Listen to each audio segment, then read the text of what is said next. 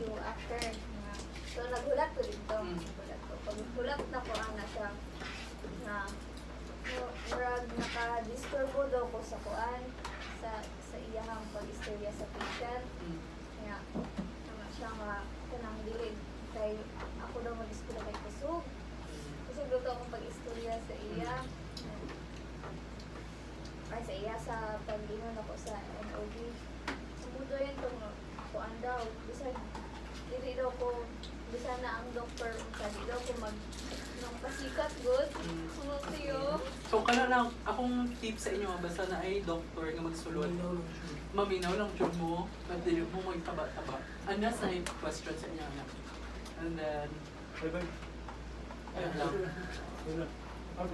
Maminaw lang sabihin mo sa ilaha basta na ang doktor. Tapos saka na lang mo saka na lang mo mag-interact if ka nang wala na siya. Unless mo na siya, kamusta ang BP? Siyempre magtubag mo ka na, no?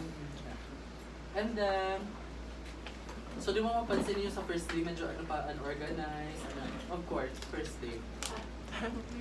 Need pa na ito catch up sa mga need, catch up, But tomorrow, kung busy ta karon, tomorrow will be busier. Kaya naman, mag-prepare na ba yung mga tambal, no? So, lang. Need you na ito mag-pass-pass. Una, tonight, ipang-prepare na dahil yung mga drug study, kato mga oral meds, bitaw. Oral kami talaga. Oo, oral lang. Oral lang sa tadi, ayaw lang sa mga mga insulin, kaya para ma-focus yung mga mind ba, oral lang sa mo. And then, wala lang. Kunya inyong NPR, di ay ha? And concept map tomorrow,